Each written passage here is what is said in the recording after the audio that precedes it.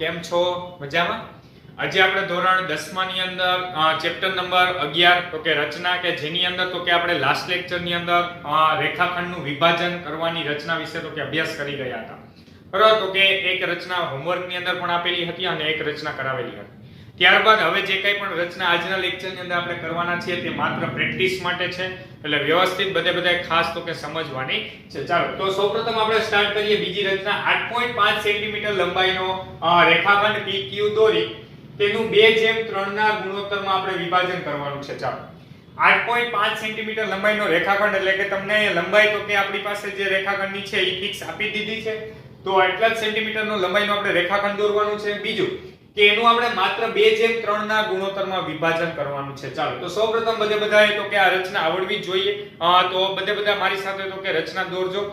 બંને તો બધા વિડિયો ખાસ સ્ટોપ કરીને જાતે ગણવાની ટ્રાય કરો, કેમ કે આપણે લાસ્ટ લેક્ચર ની અંદર તો કે ઓલરેડી જોઈ જ ગયા છીએ. ચાલો તો સૌપ્રથમ આપણે 8.5 સેન્ટીમીટર લંબાઈનો હું અહીંયા રેખાખંડ દોરું છું અને અહીંયા નામ બધા ખાસ ધ્યાન આપજો. PQ લંબાઈની રેખાખંડ રાખવાની છે, એટલે કે આપણે નામ આપી દઉં છું PQ રેખાખંડ. ચાલો 8.5 સેન્ટીમીટર લંબાઈનો રેખાખંડ દોરવાનો છે.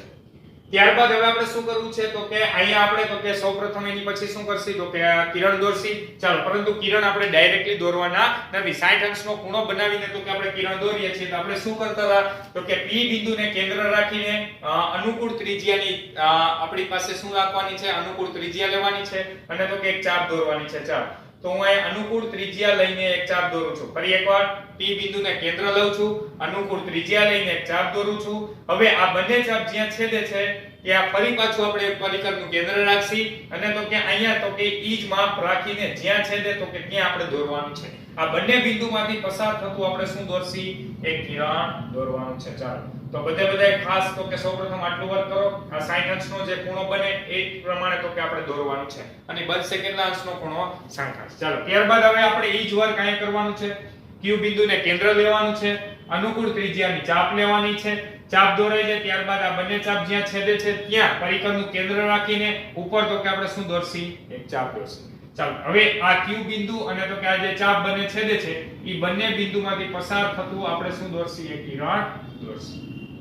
ચાલો અહીં સુધી પહેલા બધાને ખબર પડી. આ વર્ક આપણે તો કે લાસ્ટ ટાઈમ કરી જ ગયા છીએ, એટલે અત્યારે થોડીક આપણે સ્પીડમાં તો કે આ વર્ક કરશું. ચાલો રેખાખંડ દોર્યો, 60 અંશનો ખૂણો બને એવી રીતે તો કે આપણે બે કિરણ દોર્યા છે અને નામ આપણે આપી દઈએ PX કિરણ અને QY કિરણ. ચાલો હવે આપણે શું કરવાનું છે તો કે 2:3 ના ગુણોત્તરમાં વિભાજન કરવાનું છે. તો એના માટે આપણે કેટલી 2 ચાપ અને 3 ચાપ દોરવી પડશે.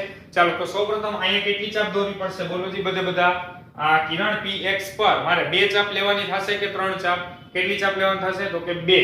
બરોબર, તો અહીંયા આપણે ચાલો દોરીએ છીએ 2 ચાપ. તો કે P હવે કઈ રીતે ચાપ દોરવાની છે, P બિંદુને કેન્દ્ર લેવાનું છે, અનુકૂળ ત્રિજ્યા લેવાની છે અને તો કે પહેલી ચાપ દોરવાની છે. અહીં તો કે 2 અને 3 ચાપ દોરવાની છે, એટલે તમે થોડીક તો કે ચાપની સાઈઝ મોટી રાખશો તો એમાં કંઈ પણ ફેર પડશે નહીં. લાસ્ટ લેક્ચર ની અંદર જે આપણે રચના દોરી હતી એની અંદર 5:8 નો ગુણોત્તર હતો. બરાબર, એટલે ઘણી બધી આપણે ચાપ દોરવાની આવતી હતી, એટલા માટે મેં તમને કીધું હતું કે બહુ નાનું પણ નહીં અને તો કે બહુ મોટું પણ નહીં, એવી રીતે માપ લેવાનું છે. એટલે કે બહુ બને ત્યાં સુધી આપણે નાનું માપ લેવાનું હતું. ચાલો અહીંયા તો કે આપણે જોઈએ તો સૌપ્રથમ તો કે હું અહીંયા 2 ચાપ દોરું છું. તો કે P બિંદુ ઉપર કેન્દ્ર રાખવાનું છે, એટલે P બિંદુ પર આપણે પરિકર રાખવાનું છે.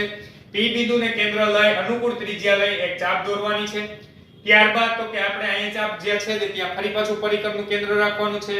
એટલી જ ત્રિજ્યા લઈને તો કે એક આપણે બીજી ચાપ દોરવાની છે. એવું જ વર્ક આપણે અહીંયા સેમ ટુ સેમ કરવાનું છે. Q બિંદુને કેન્દ્ર લેવાનું છે. ચાલો અનુકૂળ ત્રિજ્યા લઈને એટલે કે હવે માપ કે ફરવું જોઈએ નહીં. અહીંયા જે સાઈઝની આપણે ચાપ દોરી છે એટલી જ સાઈઝની ચાપ આપણે અહીંયા દોરવાની છે. ચાલો તો સૌપ્રથમ તો કે એટલી જ ત્રિજ્યાની ચાપ લઈ હું પહેલી ચાપ દોરું છું, અહીંયા પરિકર રાખીને તો કે બીજી ચાપ દોરવાની છે, ફરી અહીંયા પરિકર રાખીને તો કે ત્રીજી ચાપ દોરવાની છે. અહીંયા આપણે 2 ચાપની જરૂર છે, અહીંયા 3 ચાપની જરૂર છે. ચાલો આપણે નામ આપી દઈએ. આ ચાપ જે છે એને P1, અહીંયા જે છે એ P2, એવી રીતે અહીંયા નામ આપી દઈએ Q1, Q2 અને Q3. ચાલો હવે આપણે શું કરશી તો કે અહીંયા જે ત્રીજી ચાપ છેદે છે અને અહીંયા જે બીજી ચાપ છેદે છે એ બંનેને તો કે આપણે જોડી દેશી. ચાલો તો આ બંને ચાપને આપણે જોડી દઈએ.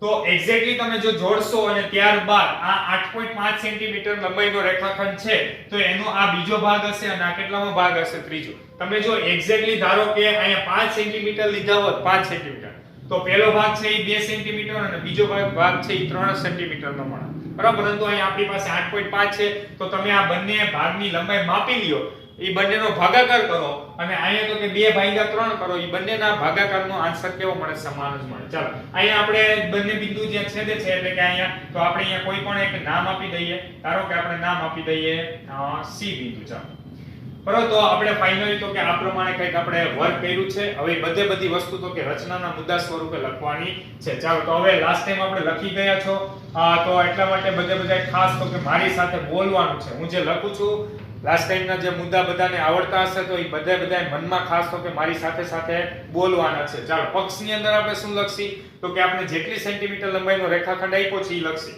તો આપણે લખશી 8.5 સેન્ટીમીટર લંબાઈનો 8.5 સેન્ટીમીટર લંબાઈનો રેખાખંડ PQ આપેલ છે. રેખાખંડ PQ આપેલ છે.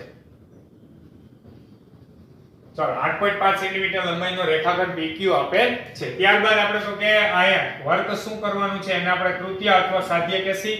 ચાલો આપણે શું કરવું છે? એ રેખાખંડનું 2:3 ના ગુણોત્તરમાં વિભાજન કરવું છે. તો આપણે લખીએ રેખાખંડ PQ નું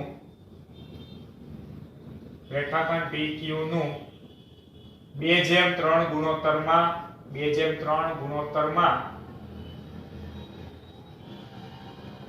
વિભાજન કરવું અથવા વિભાજન કરતું બિંદુ મેળવવું. ચાલો હવે ત્યારબાદ આપણે રચનાના મુદ્દા લખીએ છીએ. રચનાના મુદ્દા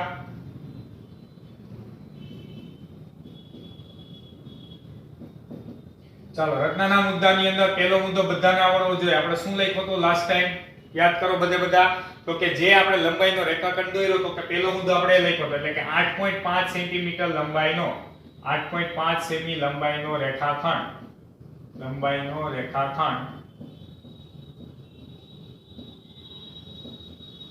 PQ દોરો. ચાલો 8.5 સેમી લંબાઈનો રેખાખંડ તો કે PQ દોરો. ત્યારબાદ તો કે અહીંયા આપણે બીજો પોઈન્ટ આપણે લખીએ. ચાલો બીજો પોઈન્ટ આપણે લખીએ 8.5 સેન્ટીમીટર લંબાઈનો રેખાખંડ દોર્યો. હવે તો કે આપણે શું દોર્યું તો કે એક લઘુકોણ બને એવી રીતે તો કે શું દોર્યું તો એક કિરણ PQ PX. તો આપણે લખીએ PQ સાથે રેખાખંડ PQ સાથે લઘુકોણ બને તે રીતે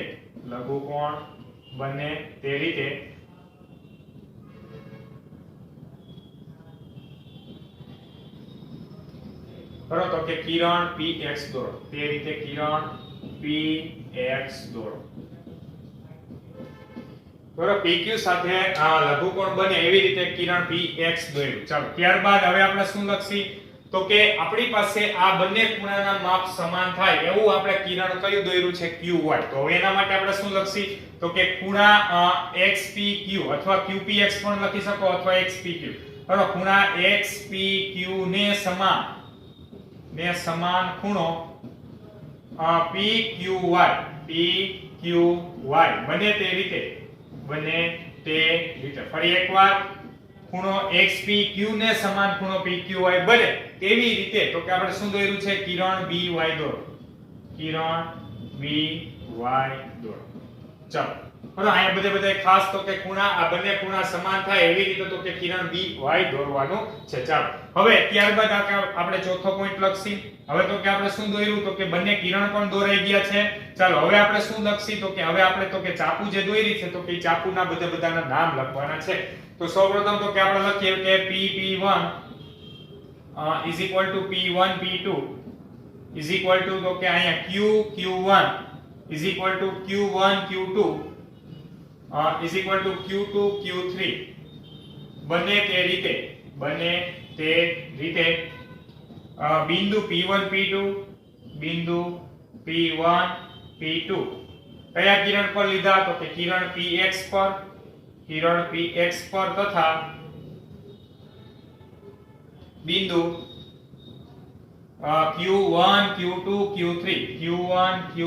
Q3 એ તો કે આપણે કિરણ કયા તો કે આપણી પાસે QY પર દોરો અથવા QY પર.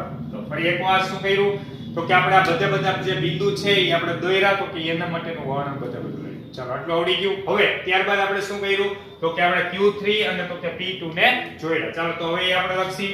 હવે ત્યારબાદ તો કે આપણે P3 Q2 બરાબર, સોરી આપણે P2 છે બરાબર, અહીંયા P2 ને જોડ્યા છે એટલે P2 અને Q3 જોડો. P2 Q3 જોડો જે આપણી પાસે રેખાખંડ PQ ને બરાબર તો કે C બિંદુમાં છેદે બરાબર. આ રેખાખંડ PQ નું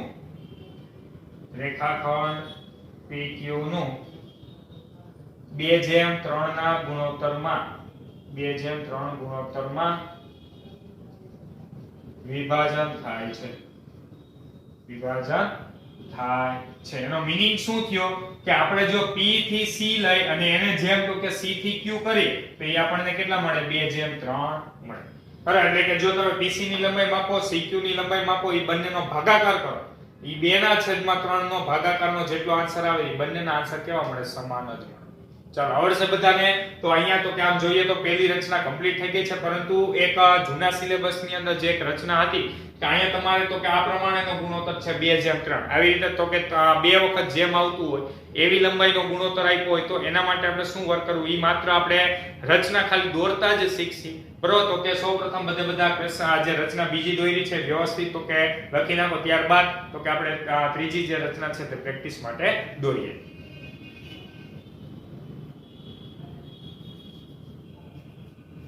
તો હવે આપણે જોઈએ આ રચના 3. અહીં તમને આપેલ છે 8 સેન્ટીમીટર લંબાઈનો એક રેખાખંડ XY દોરી તેનું 2:3:4 ના ગુણોત્તરમાં વિભાજન કરો. હવે આ ટાઈપની જે રચના છે તમારી ટેક્સ્ટ બુક ની અંદર નથી બરોબર, જૂની ટેક્સ્ટ બુક ની અંદર હતી, પરંતુ માત્ર ટૂંકમાં પ્રેક્ટિસ થાય એટલા માટે તો કે અહીં આપણે આ રચના દોરાવીએ છીએ. અહીંયા તો કે આપણે રચનાના મુદ્દા લખી નહીં, માત્ર આ ટાઈપની રચના હોય તો કઈ રીતે દોરી શકાય એના માટેની તો કે ખાસ કરીને આપણે ચર્ચા કરવાની છે. ચાલો હવે અત્યારે આપણે શું ચર્ચા કરી તો કે અત્યારે કોઈ પણ એક રેખાખંડ હોય એનું આપણને અમુકમાં તો કે આપણે વિભાજન કરવાનું કીએ તો આપણે કઈ રીતે વિભાજન કરવું એના માટેની ચર્ચા કરી ગયા. હવે અહીંયા તમે જોઈ શકો છો બે વખત જેમનું પ્રમાણ આવ્યું, એટલે કે આપણી પાસે 8 સેન્ટીમીટર લંબાઈનો એક રેખાખંડ છે, એના તો કે તમારે 3 ભાગ કરવાના છે. અહીંયા 3 ભાગ સમાન નથી કરવાના, પરંતુ એક ભાગ તો કે બીજા ભાગનો હોવો જોઈએ, બીજો તો કે ત્રીજા ભાગનો એક ભાગ હોવો જોઈએ અને એક ભાગ છે તો કે ચોથા ભાગનો હોવો જોઈએ. આ પ્રમાણે ટૂંકમાં તમારે અલગ અલગ ભાગ કરવાના છે. હજુ આપણે સિમ્પલ આપણે વાત કરી હોય તો 4 ને 3 7 ને 2 9, એટલે કે જો 9 સેન્ટીમીટર લંબાઈનો કોઈ પણ આપણી પાસે એક રેખાખંડ હોય અથવા તમને એમ કહું કે 9 સેન્ટીમીટર લંબાઈનું એક લાકડાનું પાટિયું છે. હવે હું એમ કહું કે આમાં એક ભાગ એવો કરો કે જે તો કે બીજો ભાગ હોય, એક ભાગ ત્રીજા ભાગનો હોય ને એક ભાગ ચોથા ભાગનો. આ પ્રમાણે જો તમને 3 કટકા કરવાનું કહું તો તમે ઈઝીલી કરી શકો. શું કામ?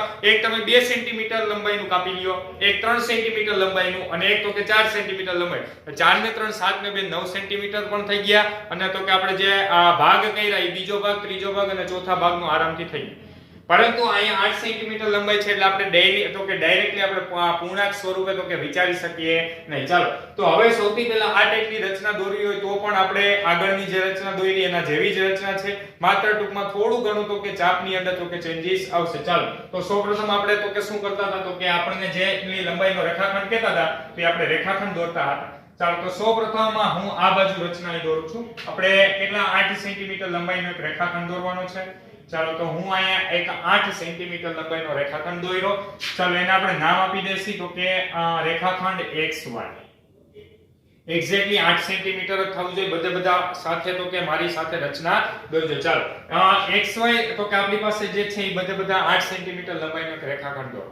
હવે ત્યારબાદ તમે લોકો શું કરતા હતા તો કે હવે આપણી પાસે અહીંયા તો કે x માંથી એક કિરણ દોરવાનું છે, એક y માંથી એક કિરણ દોરવાનું છે, પરંતુ બંને કિરણ એકબીજાને કેવા હોવા જોઈએ? સમાંતર હોવા જોઈએ. આના માટે આપણે શું કરતા હતા તો કે 60 અંશનો ખૂણો દોરતા હતા, જેને લીધે તો કે આપણી પાસે અહીંયા તો કે જે બંને કિરણ છે એકબીજાને ઓટોમેટિક તો કે સમાંતર જ થઈ જાય. ચાલો તો ત્યારબાદ શું કરવાનું છે તો કે x ને કેન્દ્ર લેવાનું છે અને અમુક લંબાઈની તો કે આપણે ત્રિજ્યા લેવાની છે. ચાલો તો x ને હું કેન્દ્ર લઉં છું, અમુક લંબાઈની ત્રિજ્યા લઈ લઉં છું, એટલે x ને કેન્દ્ર લઈ અમુક લંબાઈની ત્રિજ્યા લઈને શું દોરવાની છે? ચાપ દોરવાની છે. ચાપ ઈ ચાપ દોરાઈ જાય ત્યારબાદ આ બંને ચાપ જ્યાં છેદે ત્યાં ફરી પાછું માપ આપણે ચેન્જ કરવાનું નથી. કેન્દ્ર ક્યાં રાખવાનું? આ બંને ચાપ જ્યાં છેદે ત્યાં કેન્દ્ર લઈ અને તો કે ફરી પાછી એક બીજી ચાપ દોરવાની છે.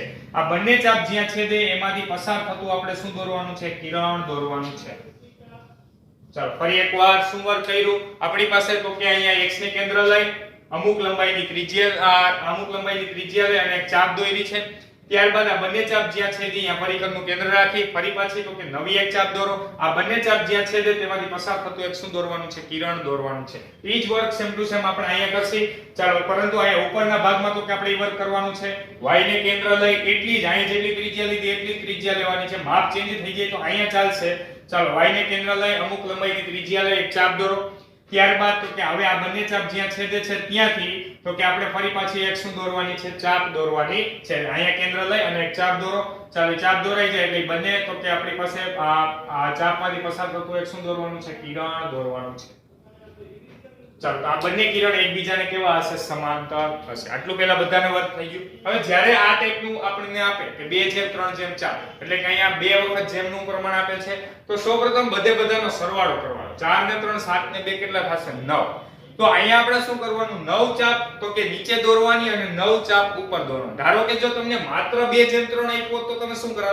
માત્ર તમને આવું જ આપ્યો 2:3 તો તમે શું કરો? અહીંયા 2 ચાપ દોરત અને અહીંયા તો કે 3 ચાપ દોરત એટલે 2:3 નો રેશિયો થઈ જાય.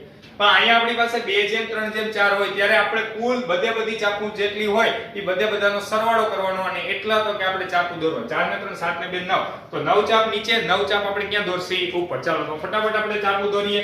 આપણી પાસે હવે તમારે માપ ચેન્જ કરવાનું છે. હવે આમ જોઈએ તો રચના બધાને આવડતી હોવી જોઈએ. બરાબર. હવે તો કે તમારા માટે નવું ખાલી આટલું છે 9 ચાપ નીચે અને 9 ચાપ ઉપર દોરવાની છે. ચાલો તો હવે x ને કેન્દ્ર લઈને અમુક લંબાઈની ત્રિજ્યા લઈ અને 9 ચાપ દોરીએ છીએ. માપ તો કે આપણે 9 ચાપ દોરવી છે એટલે માપ થોડુંક તો કે બને એટલું નાનું રાખશી. ચાલો તો સૌપ્રથમ x ને કેન્દ્ર લઈ એક ચાપ દોરો. ત્યારબાદ x ને અહીંયા તો કે અહીંયા કેન્દ્ર રાખવાનું છે બીજી ચાપ દોરો. ત્યારબાદ તો કે એને કેન્દ્ર લઈ ત્રીજી ચાપ, એને કેન્દ્ર લઈ ચોથી ચાપ, ઈ પ્રમાણે પાંચમી ચાપ, ત્યારબાદ છઠ્ઠી ચાપ, સાતમી, આઠમી અને 9મી. હવે ટોટલ આપણે શું કરવાનું છે? તો કે 9 ચાપ દોરવાની છે. ફરી એકવાર શું કર્યું કે મેં x માંથી તો કે x ને કેન્દ્ર લઈ અને એક ચાપ દોરી અને નામ આપ્યું x1. ત્યારબાદ x1 ને કેન્દ્ર લઈ અને બીજી ચાપ દોરવાની છે. x2 નામ આપો. એવી જ રીતે x3, x4, x5, x6, ચાલો x7, x8 અને x9. એ જ પ્રમાણે વર્ક. હવે આ ચાપ જેટલી લંબાઈ લીધી એટલું જ માપ લઈને તો કે અહીંયા આપણે ફરી પાછી ઉપર 9 ચાપ દોરવાની છે. તો y ને કેન્દ્ર લઈને હું ચાપ દોરું છું. ચાલો પહેલી ચાપ, ત્યારબાદ તો કે બીજી, ત્રીજી ચાપ, ચોથી ચાપ, 5, 6, 7, 8 અને તો કે આપણે 9મી ચાપ દોરીએ.